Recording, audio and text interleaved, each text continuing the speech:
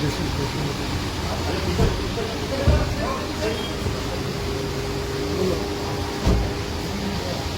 के लोग ही हायर करते हैं, उनके माध्यम से लहू-लुहान किया जाता है उस सरजमी को।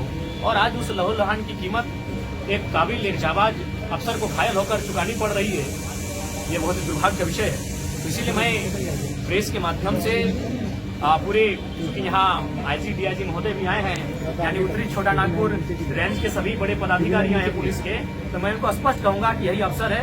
बाघमारा जैसे जितने भी एरिया जो माफियाओं के संरक्षण में है, जहाँ माफियाओं की गिरफ्त में है, उन एरियाओं को माफियाओं के चुंगल से आजाद कराएं। और बिल्कुल डीएसपी महोदय स्वस्थ इलाज का लाभ लेकर जब स्वस्थ होकर फिर से चलने के लिए अपने बाहर घर से आए, उससे पहले माफिया जेल के अंदर होने चाहिए। सर अभी उसकी स्थिति क्या है, क्योंकि आपने उससे मुलाकात तो उसी हम कहीं न कहीं सिस्टम को मानते हैं, चाहे उसमें ब्यूरोक्रेट्स रहें, विधायिका के अंग रहें, सबकी मिलीभगत है।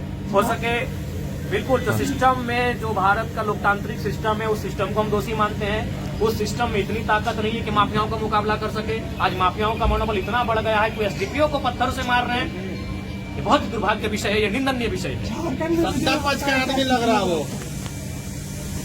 देखिए, ये तो आप भी जानते हैं पत्रकार बंधु, आपसे कोई चीज छुपी नहीं है। और हम ये भी चाहेंगे कि पत्रकारों को भी संरक्षण मिले ताकि आप सच्चाइयों को दिखा सके। क्योंकि कुछ दिन पहले छत्तीसगढ़ में जो घटना घटी पत्रकार के साथ, तो उससे कहीं न कहीं पत्रकार भी भयभीत हैं और पत्रकार चाह के भी इस प्रकार माफियाओं को एक्सपोज नहीं कर पाते हैं। मैं मानता हूं कि आपकी भी मजबूरी कभी आ जाती है कि आप कभी कभी सच्चाई से कभी मजबूरी आ जाती है।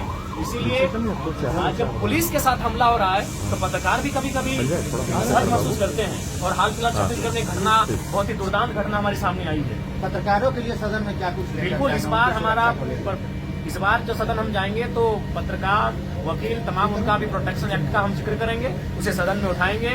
और फिलहाल तो हम आज पूरे उत्तरी छोटा नागपुर रेंज के तमाम जितने भी पुलिस प्रशासन के पदाधिकारी हैं, अफसर हैं, उनसे मैं स्पष्ट कहूंगा ये मौका है।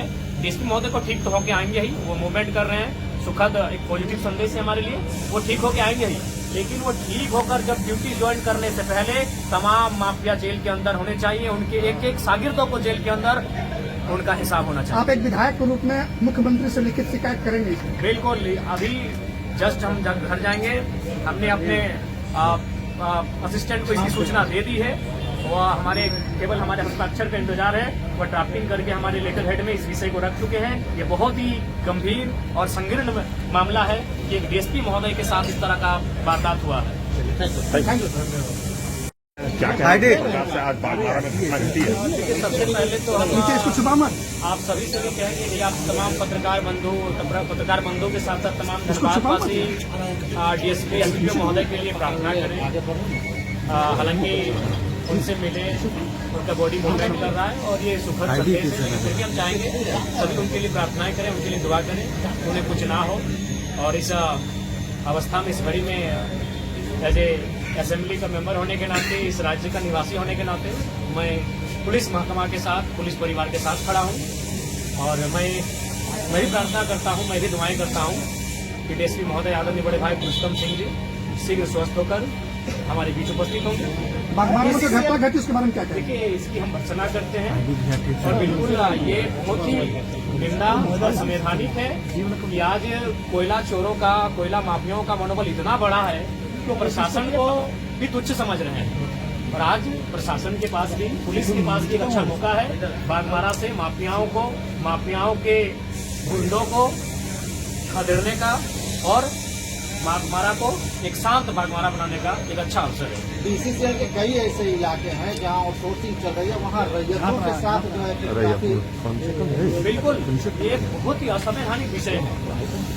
रैयत जब अपना हक मांगने के लिए जाते हैं तो कुछ गुंडे, जिनको शायद इनडायरेक्ट रूप से संवैधानिक पदों पे जो लोग आसीन है, एक डीएसपी रैंक के व्यक्ति पर पत्थरबाजी कर रहे हैं। इतना तो मनोबल लोकतांत्रिक देश में माफियाओं का, गुंडों का, चोरों का इतना तो मनोबल बढ़ने नहीं देना चाहिए। इसके लिए सिस्टम दोषी है।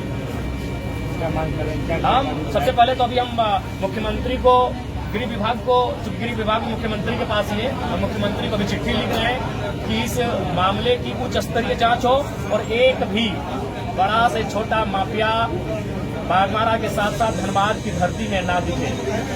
बहुत ही शर्मनाक विषय है कि माफियाओं का मनोबल।